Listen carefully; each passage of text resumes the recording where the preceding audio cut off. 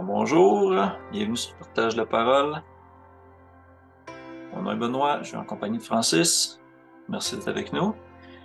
Le sujet qu'on a discuté la dernière fois, c'était est-ce que Jésus est Dieu? On avait ça dans une première partie. Aujourd'hui, on va essayer de compléter dans la partie 2. C'est le même sujet. Donc, est-ce que Jésus est Dieu? Partie 2. On a couvert, je vais me répéter là, mais on a couvert le sujet par rapport avec le Fils de l'homme. Qu'est-ce que c'est exactement, de son point de vue humain et aussi prophétique?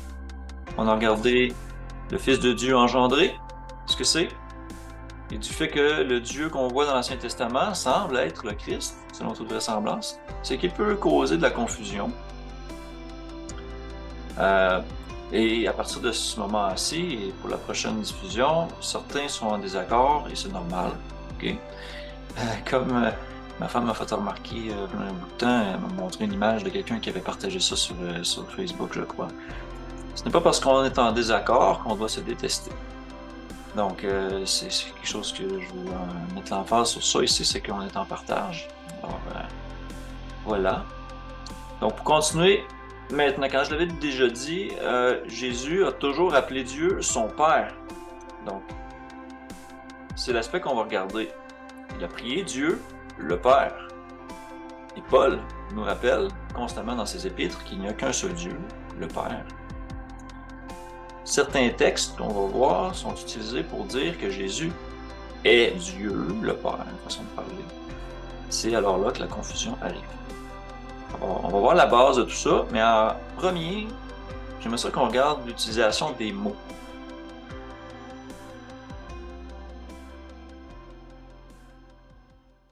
Parce que les mots qu'on utilise ont une définition biblique. Donc, pour comprendre l'usage des mots qu'on en fait, il faut comprendre l'utilisation que la Bible en fait. Donc, je vais vous partager une image qui explique en partie ça. Puis on va les compléter dans eSword après. Donc, en gros, quand on a les mots, bon, je vais les dire, là, mais le mot Adonai et Elohim qu'on retrouve dans l'hébreu de l'Ancien Testament, la signification de ces choses-là, c'est Seigneur et Dieu. Bon, là, il y a un débat à savoir Elohim, est-ce que c'est un pluriel, est-ce un singulier, est-ce que c'est une forme de majesté, un peu comme on va dire vous à une personne. Je ne veux pas explorer ça. Tout ce que je veux faire remarquer, c'est que c'est simplement des titres et qu'il y a beaucoup de textes qui parlent de ces mots-là à différentes personnes. Donc, et l'autre chose qui je pense qui est notoire de dire quand même, c'est que c'est pas un mot plus sain que le mot latin grec Dieu ou théos ou kurios. Okay? C'est pas parce que c'est de l'hébreu, tout à coup, ça en fait quelque chose de surnaturel et de tout à fait fantastique et de saint. D'accord? Il faut enlever cette notion-là de nos têtes. La différence se situe au niveau d'un commandement qu'on retrouve en Exode 23, 13, dans lequel ça dit de ne pas avoir des noms de dieux étrangers sur nos lèvres, qu'on ne les entende pas sortir de votre bouche. On va aller voir le verset un peu plus tard. On va en reparler plus en détail de ça quand on va regarder vraiment le nom divin. Tout ça, on va se pencher là-dessus. Mais vite comme ça, pour attirer votre attention là-dessus, dans le mot Adonai, qui signifie Seigneur, on a le nom d'une divinité assyrienne phénicienne, qui est Adon. Pareillement, dans le terme Elohim, on a aussi un dieu du panthéon cananéen. Et là, ici, j'ai deux versets de référence dans lesquels on utilise ce mot qui l'assigne à des faux dieux. Comme par exemple en Exode 32, 23, ils m'ont dit, fais-nous un Dieu, Elohim, qui marche devant nous, car ce Moïse, cet homme qui nous a fait venir sortir du pays d'Égypte, nous savons ce qu'il est devenu. Même chose en 1 Samuel 28, 13. Le roi lui dit, ne crains rien, mais que vois-tu? La femme dit à Saul, je vois un Dieu, Elohim, qui monte de la terre. Ça, c'est un rapport avec une sorcière qui appelle, soi-disant, le prophète Samuel. Donc, ça, c'est le côté, on va dire, hébreu. Donc, c'est des termes avec lesquels peut-être vous n'êtes pas familier, mais on les retrouve un peu partout. Du côté grec, on va retrouver les termes kurios, qui veut dire aussi le Seigneur ou Seigneur, et on va retrouver théos, qui veut dire Dieu, ou des dieux aussi. Donc, c'est juste une façon de dire des choses autrement dans une autre langue. Mais ça dit la même chose. C'est ça que je veux dire. C'est juste une langue différente, mais ça dit la même chose. Ce sont des termes. Donc, j'ai souvent croisé des gens qui veulent éviter de dire le mot Dieu, et pour ça, ils vont utiliser Elohim à la place. Mais tu dis la même chose, tu le dis dans une autre langue. Okay? C'est pas mieux parce que tu dis en hébreu. Même que, comme je viens de vous le faire remarquer, dans le mot, s'il a le nom d'un autre Dieu, c'est pas bon. Donc, il faut faire attention à ça. OK. Quand on parle de la Septante, bien sûr, qui est une traduction grecque des écrits du temps, de moins 250 environ, on voit que c'est le terme kurios qui est utilisé à la place du tétragramme, et on voit que c'est le mot théos qui est utilisé pour le nom Dieu.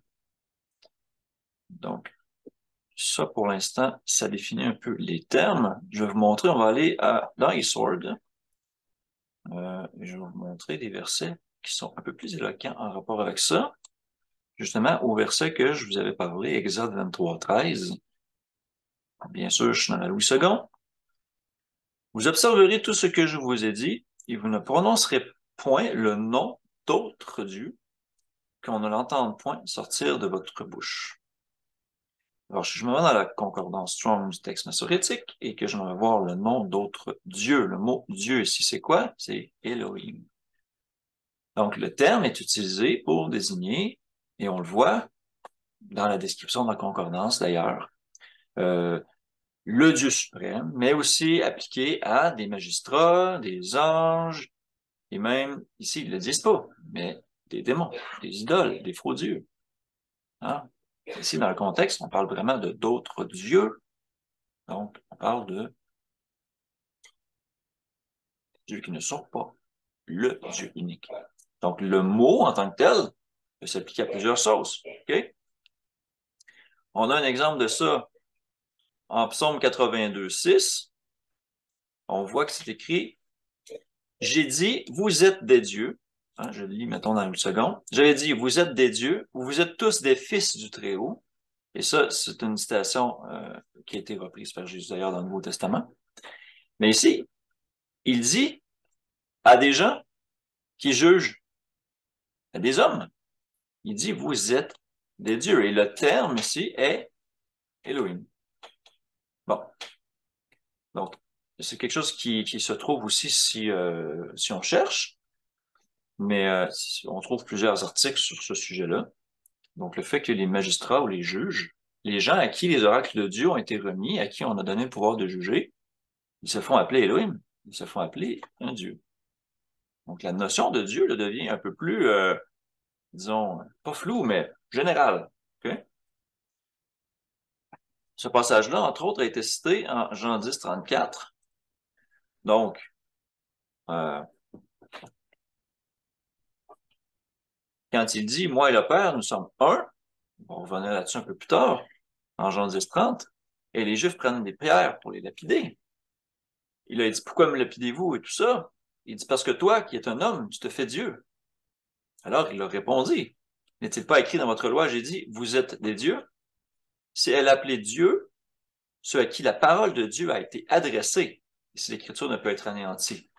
Donc, pourquoi vous dites tu blasphèmes si tu vous dis je suis le Fils de Dieu? Donc, c'est un petit peu ça ici son narratif. C'est qu'il se demandait, mais il dit dans votre Bible, ça dit ça, dans votre loi, dans vos livres, façon de parler, ça dit ça, dans les psaumes, on vient de le voir. Donc, quand on regarde le terme ici, vous êtes des dieux, on trouve le mot théos. Donc, en grec, on vient de trouver l'équivalent. Et là, si je retourne, que je m'en vais en psaume 82.6, est-ce que je m'en vais dans la Septante? J'ai dit, you are gods, you are Theos, and sons of the highest. Donc, and all sons of the highest. Donc, Théos, le mot ici est Théos, Dieu. Okay. Et quand on va un peu plus loin dans le Nouveau Testament, on s'en va à 1 Corinthiens 8, Paul nous dit, car s'il est des êtres qui sont appelés Dieu, soit dans le ciel, soit sur la terre, comme il existe réellement plusieurs dieux et plusieurs seigneurs, néanmoins pour nous, il n'y a qu'un seul Dieu, le Père, de qui viennent toutes choses et pour qui nous sommes, et un seul Seigneur, Jésus le Christ, et, par qui sont toutes choses et par qui nous sommes. Donc ici, si on prend la peine d'aller voir la concordance dans le grec, donc ça dit appeler Dieu, on parle de théos. Et s'il y a des dieux théos et plusieurs seigneurs, kurios, néanmoins pour nous, il n'y a qu'un seul Dieu, théos, le Père. Il n'y a qu'un seul Dieu qui peut se targuer d'avoir ce nom-là, le Père, et qu'un seul Seigneur, kurios, Jésus, qui est Christ, qui est oint, qui est saint. Donc, ça vient mettre une séparation et expliquer un peu, mais les mots sont utilisés pour désigner soit des dieux, soit des seigneurs. C'est la même signification, même si les mots sont différents. C'était juste pour explorer ça un peu. On va voir une série de versets dans lesquels on peut voir clairement que Jésus et le Père sont deux. On va revoir et développer ça un peu plus quand on va explorer la Trinité, mais il faut passer par là. Donc,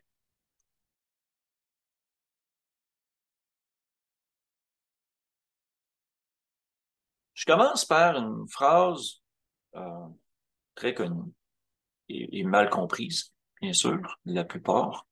En Matthieu 22, 37, Jésus lui répondit, « Tu aimeras le Seigneur, ton Dieu, de tout ton cœur, de toute ton âme et de toute ta pensée. » Donc ici, Jésus cite le Deutéronome 6, verset 5. Alors, Jésus lui-même dit qu'on doit aimer notre Dieu. Bien sûr, il ne parlait pas de lui-même, parce que pas à ce moment-là, quand il était homme. Bon. Et quand on s'en va voir Deutéronome 6, 5, mais ça dit ça dit vraiment ça. Écoute Israël, l'Éternel, là, faut faire attention, on lit ici le texte massorétique avec le tétragramme. Notre Dieu est le seul, éternel. Tu aimeras l'Éternel ton Dieu de tout ton cœur, de toute ton âme, de toute ta force. Et si on va s'en va voir dans la Septante, ben on a un texte qui est très similaire à ce qu'on retrouve dans le Nouveau Testament. Écoute, ô Israël, Kurios, le Seigneur ton Dieu, Théos, un seul Seigneur. Et tu aimeras le Seigneur, Kurios, ton Dieu, Théos. Donc, c'est de là que ça vient. Okay? C'est une citation.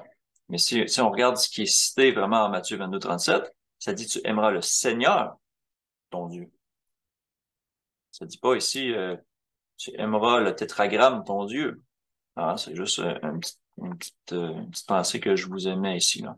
Alors, si je m'en vais dans le texte massorétique, je trouve plutôt tu aimeras l'Éternel, le tétragramme, ton Dieu. Alors que si on s'en va dans la Septante, on retrouve le même texte, c'est-à-dire que tu aimeras le Seigneur, ton Dieu. Bon. On va voir toute une série de versets dans les épîtres de Paul qui fait une distinction très claire entre Dieu le Père et le Seigneur, Jésus le Christ. Je vais les lire vite, okay? Mais c'est un petit peu la même formule. Paul avait la même façon d'écrire aux églises.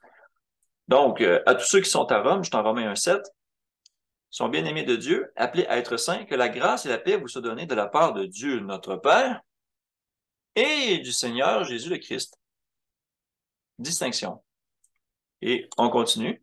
1 Corinthiens 1, 3, même formule, que la grâce et la paix vous soient données de la part de Dieu notre Père et du Seigneur Jésus le Christ. Et on continue. 2 Corinthiens 1, 3, pareillement. Donc, béni soit Dieu, le Père de notre Seigneur Jésus le Christ, le Père des miséricordes et le Dieu de toute consolation. Ici, il peut y avoir des petites nuances. Hein, on peut faire des petits mix en disant, ben là, Jésus est Dieu, ou des trucs comme ça. Je comprends, ça peut se faire.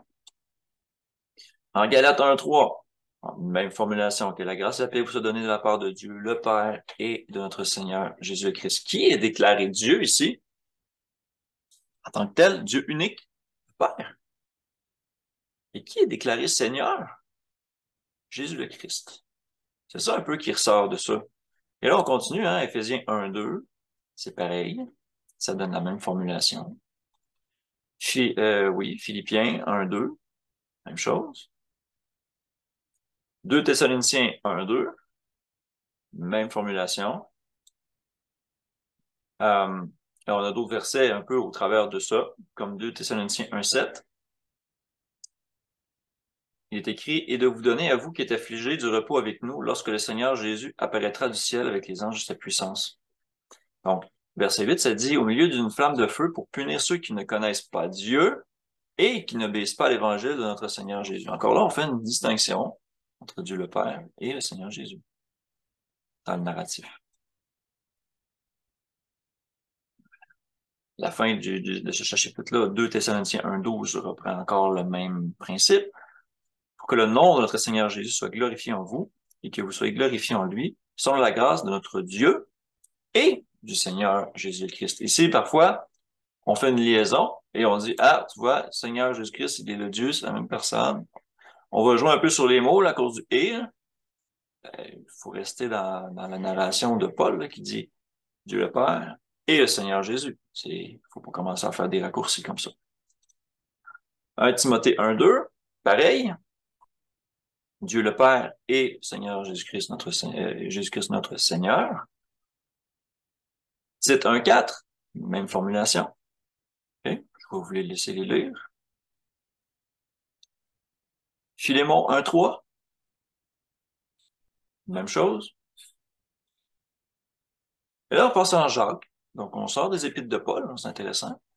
Jacques, serviteur de Dieu et du Seigneur Jésus-Christ, aux 12 tribus qui sont dans la dispersion, salut. C'est en Jacques 1-1. Donc, Jacques lui-même reconnaît qu'il est serviteur de Dieu et du Seigneur, qui est Jésus le Christ. Ici, encore là, on peut faire un raccourci, dire qu'il est Dieu et Seigneur. Hein? Mais ici, deux choses différentes. Pierre dit un peu la même chose en 1 Pierre 1-3. Il dit, « Béni soit Dieu, le Père de notre Seigneur Jésus le Christ, qui, selon sa grande miséricorde, nous a régénérés pour une espérance vivante par la résurrection de Jésus-Christ d'entre les morts. » Donc, ici, on voit clairement le Père de notre Seigneur. Donc, il y a un Dieu au-dessus de Jésus. C'est ça qu'il faut comprendre. OK? Je m'en vais en 1 Jean 1-3. Ce que nous avons vu et entendu, nous vous l'annonçons à vous aussi, afin que vous aussi, vous soyez en communion avec nous. Or, notre communion est avec le Père et avec son Fils, Jésus le Christ. Deux personnes ici. OK? Bon. Donc là, ici, ça fait quand même pas mal le tour de la petite section que je voulais vous montrer en voulant dire qu'ils sont deux. Il faut faire attention, parce que là-dedans, il n'y a qu'un seul Dieu. C'est le premier commandement. On ne peut pas commencer à dire qu'on va vénérer deux dieux, comme on va vénérer le Dieu le Fils et le Dieu le Père. Okay? Ça ne fonctionne pas. Et quand on regarde dans Exode 20, quand ça dit « Tu n'auras qu'un seul Dieu », le premier commandement, qui a donné ce commandement-là? Ben, selon ce qu'on a vu, vraisemblablement, ça pourrait être le Fils, hein? Donc, faut pas oublier non plus qu'il est écrit que celui qui honore le Fils honore le Père qui l'a envoyé. C'est là qu'on va faire une distinction. Quels sont les autres versets significatifs sur la place qu'occupe le Fils? On a des versets qui vont parler, comme par exemple, que le Père est plus grand, mon Père est plus grand que moi, et toutes ces choses-là. Donc, on va les regarder. C'est des versets qui sont difficiles pour les trinitaires, mais que finalement, c'est tellement un gros melting pot, je pourrais dire l'expression québécoise de dire un melting pot, c'est un fourre-tout, hein? On prend tout, on met là-dedans, puis ça marche. Hein?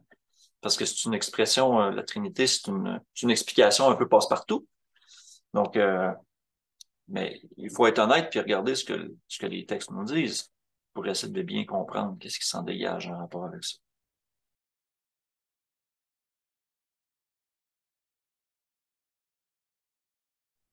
OK.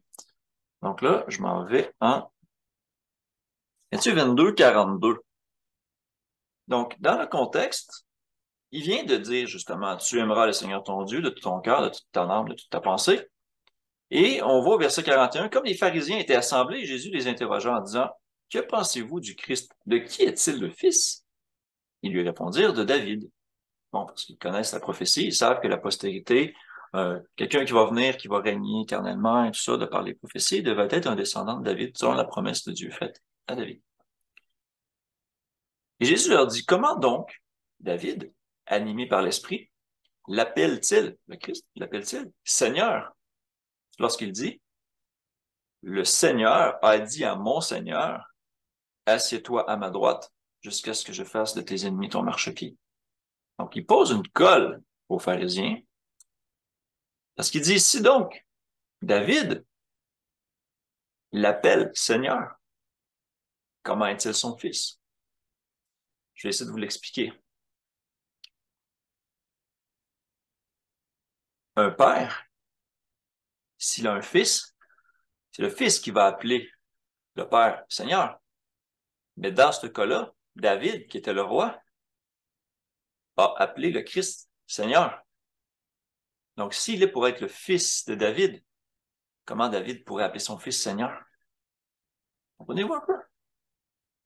C'est cette cas-là qu'il posait aux pharisiens. Les pharisiens n'ont pas su quoi répondre. Hein? Ça dit, nul ne put lui répondre un mot. Depuis ce jour, personne n'osa plus lui proposer des questions. Bon. Alors, quand on va voir exactement de quoi il s'agit de ce texte-là, on s'en va en Psaume 110, verset 1. Psaume de David, parole de l'Éternel à mon Seigneur. Assieds-toi à ma droite jusqu'à ce que je fasse de tes ennemis ton marchepied. OK? C'est bizarre ici. Parole de l'Éternel à mon Seigneur. Là, ce qu'on vient de voir, c'est comment donc David, animé par l'Esprit, l'appelle-t-il Seigneur lorsqu'il dit, le Seigneur a dit à mon Seigneur. Alors que quand je m'en vais dans le texte massorétique, ça dit l'Éternel a dit à mon Seigneur.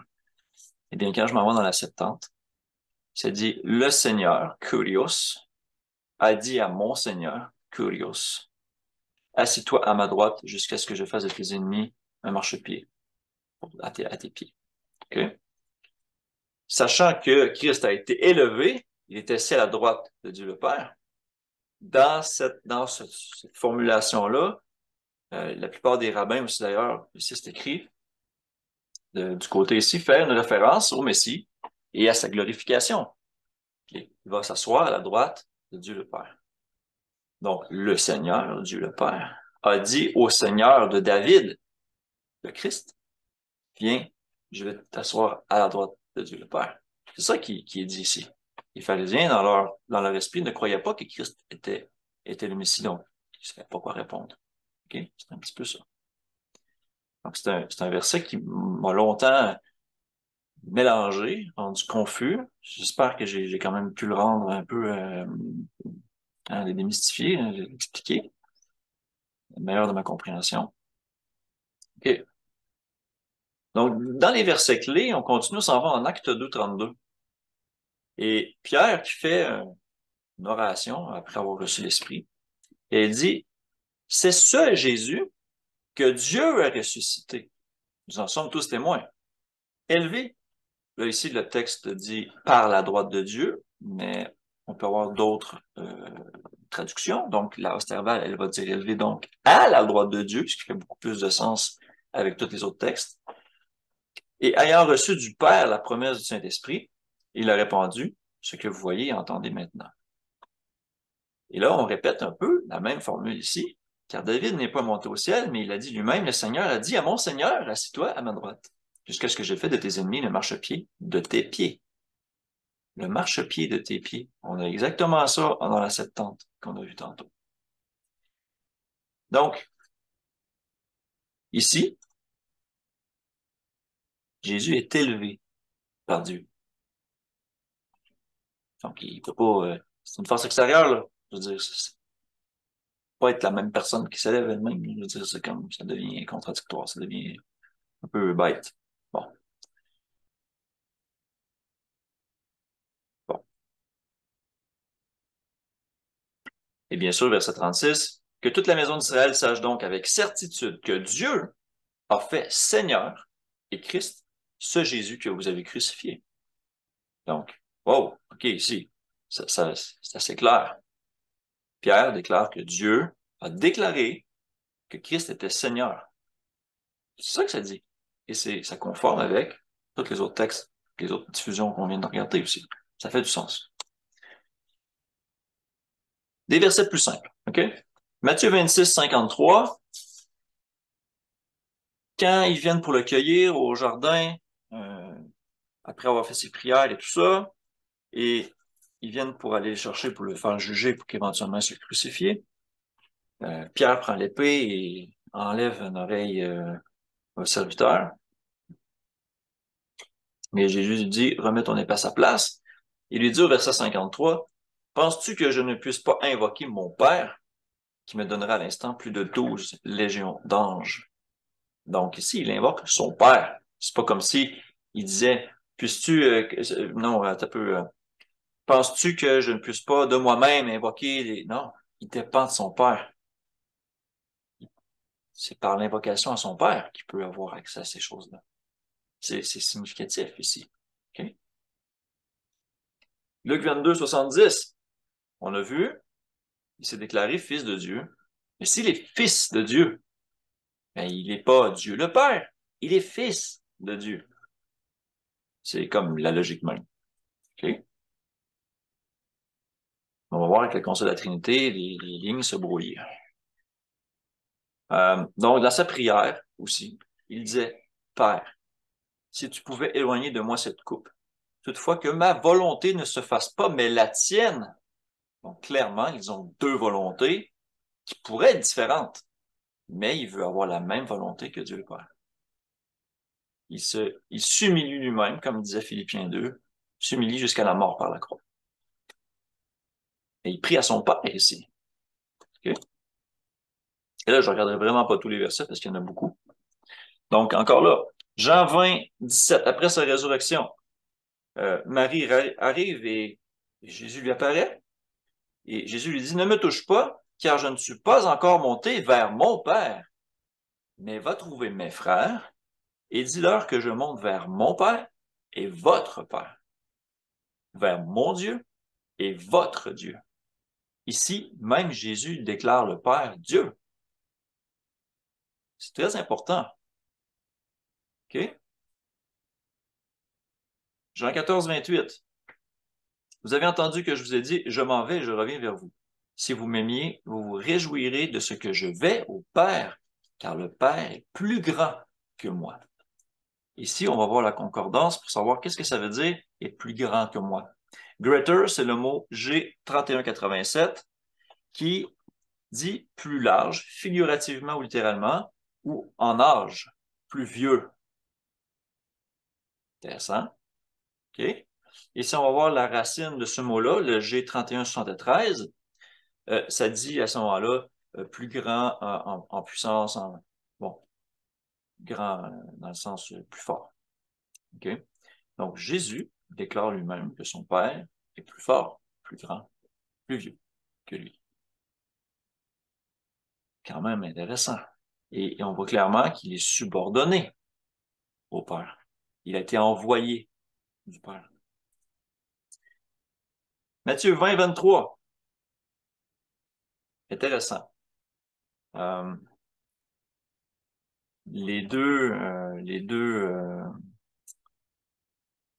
Attendez, je que je sois sûr que je suis dans le bon contexte. Bon, il parlait de sa mort, tout ça. Et il dit, que veux-tu? Il ordonne, lui dit-elle, que mes deux fils, que voici, soient assis dans ton royaume, l'un à ta droite et l'autre à ta gauche. Et Jésus lui dit, vous ne savez pas ce que vous me demandez. Pouvez-vous boire la coupe que je dois boire, hein, parlant de son sacrifice? Il leur répondit, il est vrai que vous boirez ma coupe, et pour ce qui est d'être assis à ma droite ou à ma gauche, cela ne dépend pas de moi. Il ne sera donné qu'à ceux à qui mon Père l'a réservé. Donc, il y a des choses qui ne dépendent pas de Jésus. C'est ça que ça dit ici. Ce n'est qu'à ceux dont le Père l'a réservé. C'est très significatif, là. Et c'est un rapport pour bien comprendre, on va dire, la hiérarchie. OK? Acte 1,7, un peu figure de cas similaire. Il a répondu, ce n'est pas à vous de connaître les temps ou les moments que le Père a fixé de sa propre autorité. Donc, ça veut dire, il disait comme, ben, ça dépend pas de moi, ça dépend de mon Père. Encore là. C'est ça qu'il disait. Et là, en Acte 1,7, on parle d'un Jésus qui est revenu à la vie, là, juste avant son ascension. OK? C'est important. OK. Bon, d'autres versets, Matthieu 23,9. N'appelez personne sur la terre votre Père, car un seul est votre Père, celui qui est dans les cieux. Ici, on a interprété cette phrase-là de façon très large en disant, ça n'aurait pas de sens de dire, mettons, que je ne devrais pas appeler mon papa biologique Père. Je veux dire, on parle d'une façon spirituelle.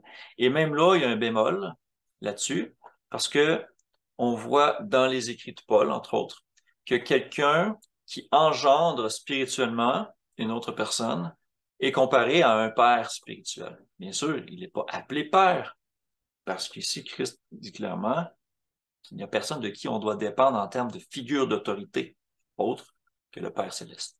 Mais il y a quelqu'un qui t'accompagne, quelqu'un qui t'a engendré dans l'Évangile, comme dit Paul, mais c'est un autre sujet, complètement à part. Un sujet qui, des fois, fait réagir des gens. OK. Encore un autre exemple de la hiérarchie de Jésus et du Père. Matthieu 24, 36. Pour ce qui est du jour et de l'heure, personne ne le sait, ni les anges des cieux, ni le Fils, mais le Père seul.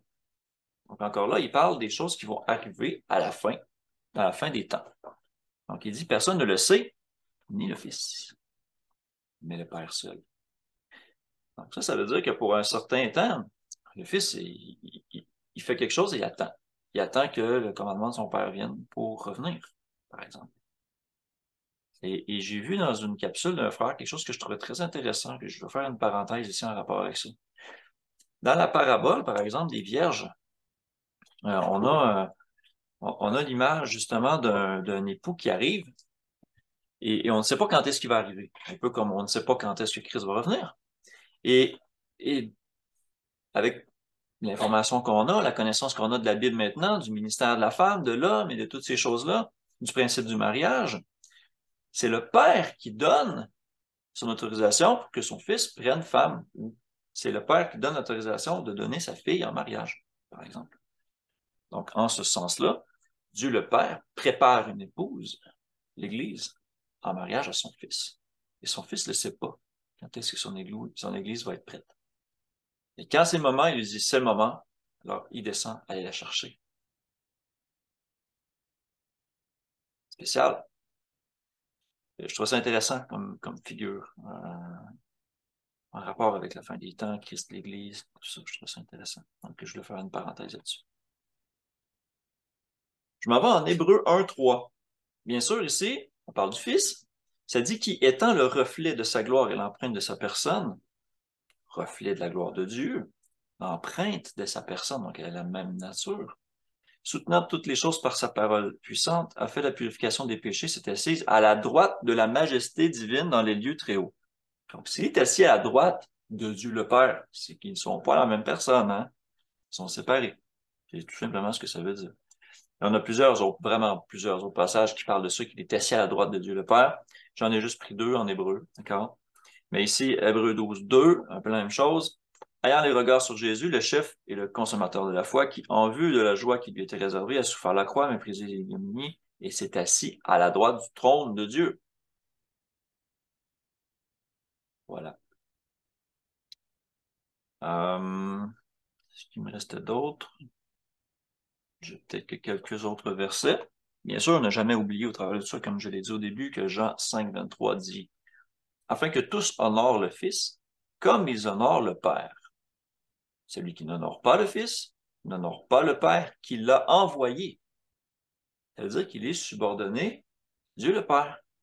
C'est important. Mais ici, il y a une notion qu'il faut honorer le Fils comme on honore le Père.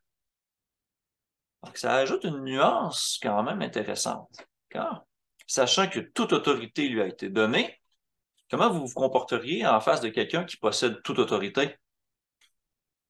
Ben, tu lui donnes tout honneur, toute gloire, tu lui donnes respect, tu l'écoutes, tu fais ce qu'il demande. Ben, c'est exactement la même chose. Ça ne veut pas dire qu'il est Dieu le Père. Ah. Et on va voir un autre passage un peu plus loin qui fait clairement une distinction de ces choses-là. Et j'ai trouvé ça très intéressant, ce passage-là de Corinthiens. Je crois qu'il est dans ma liste de versets. Parmi les versets qui peuvent donner confusion, jusqu'à une certaine manière, en rapport avec la Trinité qu'on va explorer un peu plus. Matthieu 1, 23, qui est une citation d'Ésaïe, ça dit, voici la Vierge sera enceinte, l'annonce de sa naissance prophétique, elle enfantera un fils, on lui donnera le nom d'Emmanuel, et Emmanuel, ça dit, ce qui signifie Dieu avec nous. Donc, les gens disent, mais c'est Dieu qui est venu dans la chair, il est Dieu avec nous. Donc, Dieu le Père s'est incarné dans la chair, il est devenu le Fils, donc le Fils est Dieu, Dieu le Père est Dieu, et, bon, on va voir les autres principes de ça dans la Trinité. Mais ça, c'est un passage qui est compris de cette façon-là. Mais avec les informations qu'on a maintenant, ça va se clarifier. OK? Dieu avec nous. Pensez à la définition de Dieu qu'on vient juste de voir. Bon. Je m'en vais en Ésaïe 7, 14, qui est la citation de ça. C'est pourquoi le Seigneur lui-même vous donnera un signe. Voici, c'est un texte massorétique, hein? La jeune fille deviendra enceinte. Elle enfantera un fils et on lui donnera le nom d'Emmanuel. Et si je m'en vais dans la Septante, ici ça dit la Vierge Parthénos. La Vierge enfantera. Elle enfantera un fils et on appellera son nom Emmanuel. Donc, ici, première des choses, la citation euh, du Nouveau Testament pointe plus vers la Septante que vers le texte massorétique, première des choses. Mais on voit ici très bien que ce qu'on veut dire, c'est Dieu avec nous. Maintenant, avec tout ce qu'on vient de regarder, on a une meilleure perception de ce qu'est Dieu et comment il peut être avec nous. Hein, il faut faire la nuance des choses. OK? L'autre passage qui est utilisé et qui peut porter à confusion encore plus, et je les ai gardés pour la fin expressément pour ça, Ésaïe 9, 5. On entend souvent ce verset-là. Un enfant nous est né, un fils nous est donné. Et la domination reposera sur son épaule. On l'appellera admirable, conseiller, Dieu puissant, Père éternel, prince de la paix. Alors là, on pourrait expliquer admirable, conseiller, Dieu puissant, ça pourrait passer, connaissant la définition de Dieu. Mais quand ça dit Père éternel, là, ça vient jeter la confusion. Là, on va dire, ben là, Jésus qui est né, c'est-tu le Père, là? Là, on est mêlé, là. Et là, si on vient de regarder tous les passages qui en parlent, ils sont deux entités différentes. Et quand Jésus a dit, celui qui m'a vu a vu le Père, et que quand on est régénéré et qu'on est né de nouveau, on l'est par la volonté et dans le corps de qui? De Christ. À ce niveau de compréhension-là, il est l'équivalent de notre Père. C'est lui qui nous engendre par la foi. Ça s'explique très bien. Et même dans la Septante, c'est pas nécessairement très différent. On voit qu'on parle aussi de Père éternel. Father of the Eon about to be. Bon. De ce côté-là, ça s'explique un peu. On a plein d'autres textes, comme Jean 10, 29, dans lequel Jésus dit, mon Père qui me les a donnés est plus grand que tous. Et personne ne peut les ravir de la main de mon Père. Il dit, moi et le Père, nous sommes un. Alors là, ça, c'est allègrement utilisé.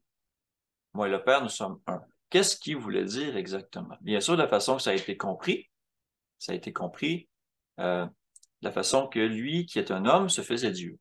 C'est dans le reste du narratif de Jean 10, on le voit. Mais ici, quand il déclare, moi et le Père, nous sommes un, il faut le mettre en harmonie de tous les autres passages qu'on a vus, qu'on vient de voir. Quand il déclare qu'ils sont un en nature, ils sont un peut-être en divinité, ils sont un en motif, en but, mais est-ce qu'ils sont un, on va dire qu'ils sont la même personne? Certainement pas. Non, impossible. Impossible. Il faut faire attention. Ça, je sais que c'est un verset qui est très largement utilisé, mal utilisé. Bon, OK. Voilà. Un passage que j'adore bien, que j'apprécie bien, 1 Corinthiens 15, qui parle justement de ce sujet-là et qui, d'une façon très, très belle, je trouve, tranche et explique les choses. Regardez. Ici, il met un petit peu la table, on pourrait dire, il parle de la résurrection. Il dit, la mort est venue par un homme, Adam, c'est aussi par un homme, Jésus, homme, le Fils de l'homme, qui est venu la résurrection des morts. Comme tous meurent en Adam, tous revivront en Christ. Bon, mais chacun en son rang. Christ comme prémisse, on sait qu'il est les prémices, il est revenu à la vie le 16e jour du premier mois, qui est la fête des prémices. Et ça dit, puis ceux qui appartiennent à Christ lors de son avènement. Donc on sait que quand il va revenir, on va entendre la voix et ceux des morts vont sortir de la sépulcre, ils vont revenir à la vie, et ceux qui sont vivants vont être transformés et emmenés avec lui dans les cieux. Donc autant les morts que les vivants, à son avènement, ne seront pas devancés, ça va se faire en même temps. C'est un petit peu ça ici que ça dit. Mais qu'est-ce que ça dit qui est intéressant après? Ça dit, ensuite viendra la fin, quand il, Christ, remettra le royaume à celui qui est Dieu et Père, après avoir détruit toute domination, toute autorité et toute puissance.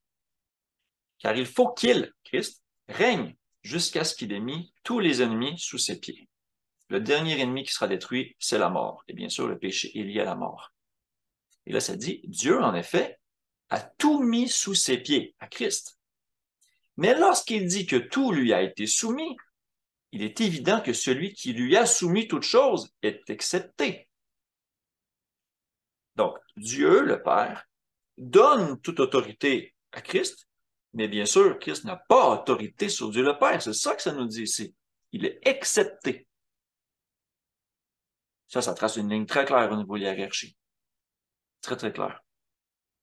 Et là, ça dit, au verset 28, si ce n'était pas encore assez clair, et lorsque toutes choses lui auront été soumises, alors le Fils lui-même sera soumis à celui qui lui a soumis toutes choses, afin que Dieu soit tout en tous. C'est-à-dire que Christ arrive, il a reçu toute autorité du Père, donc il fait toute sa job, il fait le ménage, il se retourne vers le Père et il dit, tiens, tout est prêt, je te remets le monde. C'est ça que ça dit.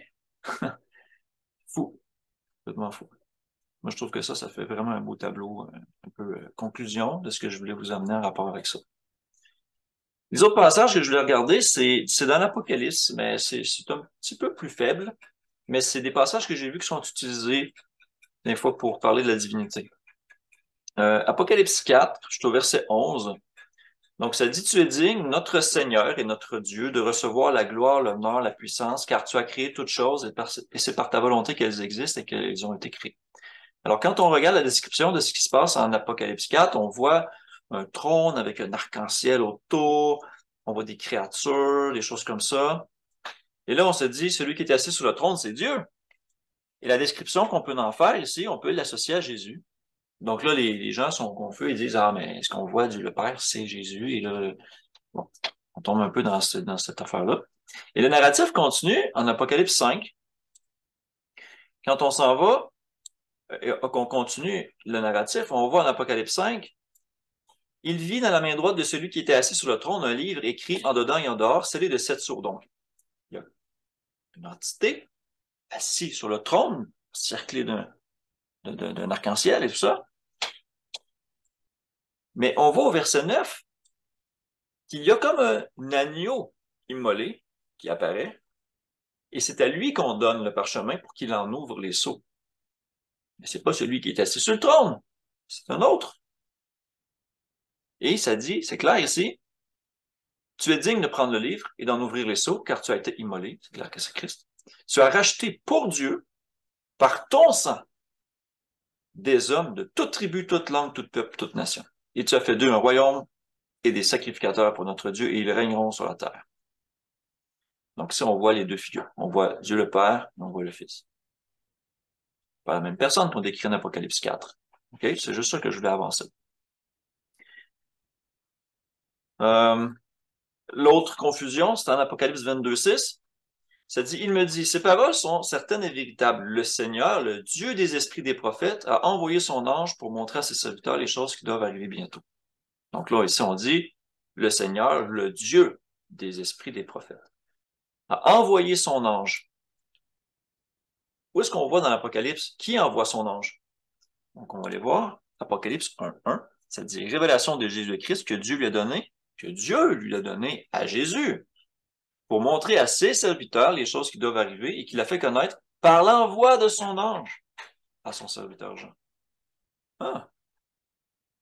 Donc, Dieu a fait connaître la révélation à Jésus, qu'il l'a passé à un ange, puis l'ange est allé le donner à Jean. C'est un peu ce qui s'est passé. Si on revient à Apocalypse 22:6, qui a envoyé son ange? Le Seigneur, le Dieu des esprits des prophètes. Ouf! Donc là, si on comprend bien la notion de Dieu, et avec notre définition qu'on va faire dans les prochaines diffusions du concept de la Trinité, avec la nature de l'esprit, ça va faire 100% du sens. OK? Je ne m'attends pas à ce que vous reteniez tout, là, mais ça va faire du sens. OK. Et c'est confirmé au verset 16 en 22:16. Il dit, moi, Jésus, j'ai envoyé mon ange pour vous attester ces choses dans les églises. Donc, c'est lui qui a envoyé l'ange.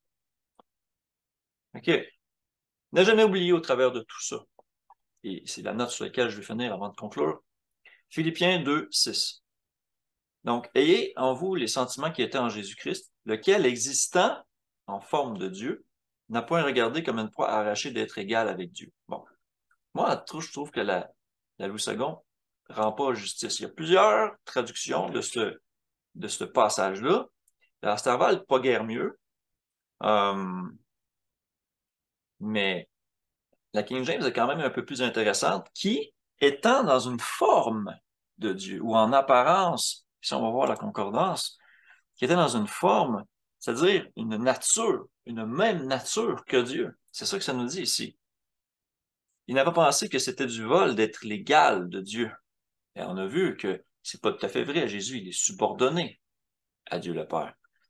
Mais en nature, en but, peut-être d'une certaine manière en puissance, ils peuvent être similaires. Mais ici, on parle de Dieu, Jésus, avant qu'il soit incarné, qui s'est fait homme. Donc, pour aider notre compréhension, c'est exprimé de cette manière-là, il faut faire attention. Il est en forme de Dieu. OK. Ça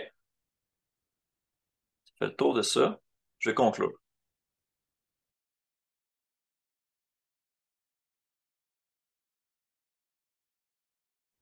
On a vu que le Père et le Fils ne sont pas la même personne. C'est évident. Mais le Fils est en plusieurs points comparé à Dieu le Père. Et c'est là qu'il y a une confusion. On a vu clairement que le Fils, il est subordonné au Père. Le Père est plus grand que moi. Le Père m'a envoyé. Je devrais demander à mon Père des légions d'anges. Ces choses-là. Donc, la nature d'un Dieu, par la définition biblique, est une entité puissante, okay, qui possède la puissance par elle-même ou à qui on en a octroyé. Par exemple, c'est un titre conféré à des démons, des faux dieux, ou même des hommes, mais qui ont reçu les oracles de Dieu pour être juges. La Bible les nomme Dieu, Théos ou Elohim. En ce sens-là, dire que Jésus est Dieu, c'est biblique. Mais de dire que Jésus est Dieu le Père, ça ne l'est pas. OK. Et là, si je compare Dieu, le Père, à une source de lumière, comme le soleil, juste pour faire un exemple, quand je regarde le soleil directement, est-ce que je dis, ah, tu vois les beaux rayons de soleil? Ou bien je dis, tu vois le soleil? Ainsi, le Fils est envoyé du Père. Un peu comme un rayon de soleil sort du soleil et nous parvient. Le Fils, il est envoyé, il sort du Père et il vient vers nous. Et quand on regarde le soleil, on ne fait pas faire la distinction entre un rayon de soleil et le soleil. C'est dans ce sens-là que je crois que beaucoup de choses s'expliquent. Si on regarde le soleil, on aura tendance à dire quel beau soleil. On ne dira pas quel beau rayon de soleil. OK? Et le rayon de soleil, d'une certaine façon, possède les mêmes caractéristiques que le soleil lui-même. Il est une extension du soleil qui nous parvient. Bon. Fait que ça, c'était pour tenter un peu d'expliquer. Et on a vu que certains passages, quand même, peuvent jeter le doute sur le fait que Jésus peut être Dieu le Père, hein, comme le passage en Ésaïe qui dit Père éternel, des choses comme ça. C'est alors de là que la Trinité prend sa source. Une doctrine qu'on va examiner dans le prochain partage, parce qu'on va y ajouter aussi la définition de l'esprit de Dieu, qu'on parle. Donc, dans un premier temps, on va regarder la nature de cet esprit-là pour bien comprendre. Puis ensuite, on va regarder la Trinité, mais je vais l'aborder un peu dans sa nature historique, doctrinale et la nature d'esprit. Je vais peut-être le scinder en deux. On va voir la quantité d'informations que j'ai à partager. Mais pour aujourd'hui, c'est tout. J'espère que ça va avoir été utile dans votre vie spirituelle, dans son application biblique pratiquement dans votre vie. Là-dessus, si Francis, bien sûr, tu as des commentaires, je te donne la parole. Et si vous en avez, vous, laissez des commentaires en dessous de la vidéo.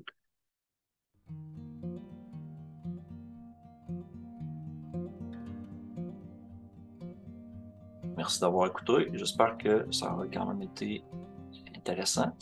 Donc, Francis, toi la parole. Ben, je crois que pour cette étude-là, l'objectif est atteint. Je dirais de définir que Jésus et le Père sont deux. Il y a tellement de versets, puis on dirait que ça me paraissait pas autant concret qu'après avoir révisé tous les versets qui en parlent. On se rapproche tranquillement pas vite de l'objectif de clarifier le tout. Puis, ouais, c'est vraiment génial. Et j'ai aimé aussi vraiment voir qu'il y a une différence en autorité aussi entre les deux. C'est vraiment important de comprendre qu'il y a une différence en autorité. Ouais. Ouais, c'est ça. Moi, je trouvais dans Corinthiens 15 vraiment intéressant pour ça. Tu sais, le Père, il soumet tout au Fils. Puis une fois qu'il va avoir comme tout dominé, tout réglé, il va se retourner puis il va redonner l'autorité à son Père. C'est comme... Ouais. C'est super clair, hein, 1 Corinthiens 15, c'est vraiment un beau passage, comme tu disais, comme tu mentionnais plus tôt. Là. J'aimerais juste peut-être que tu reclarifies Isaïe 9.5. Ouais. Tu peux juste le reclarifier. Quand ça dit Père éternel et tout ça, Ouais. un enfant nous est né, un fils nous est donné, et la domination reposera sur son épaule. Bien sûr, on parle du règne qui a été donné au Fils de l'homme. Donc, Jésus qui s'est dépouillé, qui a été glorifié, et qui est retourné à la droite du Père. Toute autorité lui a été donnée, toute nation a été soumise. Bien sûr, Dieu le Père est exempté de cette soumission-là, comme on l'a vu en 1 Corinthiens 15. Mais ce qui est intéressant ici, c'est que ça dit que ce Fils de l'homme glorifié-là, donc Christ, on l'appellera admirable, conseiller, Dieu puissant. Dieu puissant dans le sens que il est un Elohim, il est un Dieu, un Théos. Ouais. Par sa nature divine, on pourrait le considérer un Dieu. Si on dit qu'un Dieu peut être un magistrat ou un juge, quelqu'un à qui on a donné les oracles de Dieu et qui juge et qui départage selon la loi de Dieu et peut être considéré comme un Dieu, alors encore plus, lui. Bon. Ensuite, Père éternel, ce que j'ai tenté d'expliquer, c'est que, d'une certaine manière, qui nous engendre? C'est qui? Qui nous engendre dans l'Évangile? Ça peut être un homme, quelqu'un qui charnellement nous introduit dans l'Évangile. Mais spirituellement, on est baptisé en quel corps? On renaît. Hein? Si on renaît, c'est qu'on est né de Dieu, façon de parler. Ouais. Ben, d'une certaine manière, Christ est impliqué dans ce processus-là.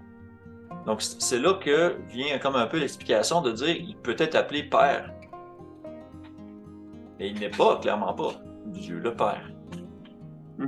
Je l'ai gardé pour la fin parce qu'une fois après avoir vu tous les versets qui font la distinction et qui éclairent cette distinction-là, après, on peut s'attaquer à un passage comme Isaïe 9 pour essayer de le comprendre. Mais ce que les gens font en général, c'est qu'ils vont prendre Isaïe 9 puis ils vont baser toute la doctrine là-dessus. Ce qui, je pense, c'est une erreur. Puis comme au même avec la connaissance de qu'est-ce qu'on a révisé avant d'arriver là, ben, on peut harmoniser les textes, comme tu dis souvent, que ça fasse plus de sens. Si on a un verset tout seul comme ça, qui semble dire quelque chose à l'opposé, c'est qu'il y a quelque chose qu'on n'a pas compris. C'est ça. Ça fait beaucoup de sens. Et ça peut être même d'un autre sens. Là. Je vais aller dans un autre sens.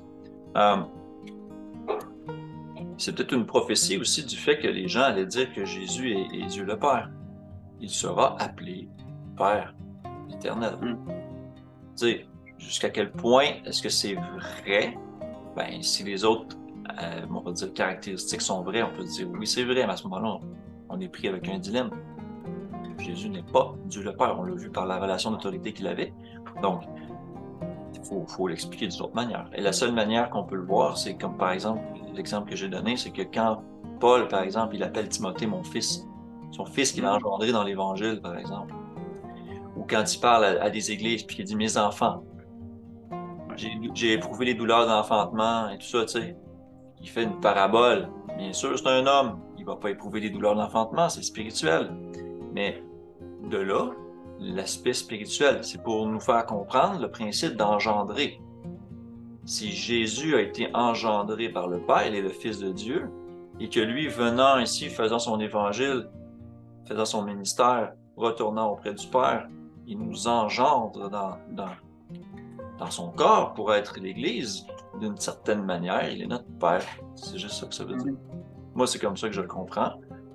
Ça n'a plus une espèce de connotation un peu étrange que comme j'ai déjà entendu avant, mais c'est à la lumière de tous les autres accents, comme tu as dit. Puis sinon, je l'aurais pas compris. Ouais. Est-ce que tu as, Michel? Ben, je voulais juste dire que sur Terre, les gens sont élevés dans une famille. Un père, une mère, un fils, une fille, bon, ils sont une. Puis comme Dieu nous a créés à son image, ben, aux cieux, ben, il y a un père qui est Dieu, puis il y a un fils qui est Jésus. T'sais, fait que sur Terre, on est comme le miroir des cieux, si je peux dire ça de même. Ben, la Genèse dit que l'homme et la femme ont été faits à son image. Ouais. Non, ça a du sens. On sait que la famille est la représentation spirituelle de la relation Christ-Église. Aussi. Donc, ça fait du sens. Ce sens-là. Et on peut s'attendre à ce qu'un père charnel, qui engendre un enfant, par sa femme, bien sûr, cet enfant-là, il a un peu la même nature que lui. Donc, nécessairement, Dieu le Père qui engendre le Fils va avoir la même nature que le Père. C'est-à-dire que si le Père est un Dieu tout-puissant, qui a tout créé à partir de rien, qui est plus âgé même que Christ, eh bien, il va avoir la même nature que son Père. Il va avoir une même divinité, il va avoir une même forme, il va avoir... Bon. Les mêmes valeurs, il va aller dans le même sens. Mais c'est ça, fait qu'à ce moment-là, la confusion peut être facile. Là. Et là comment révéler cette distinction-là dans l'Écriture?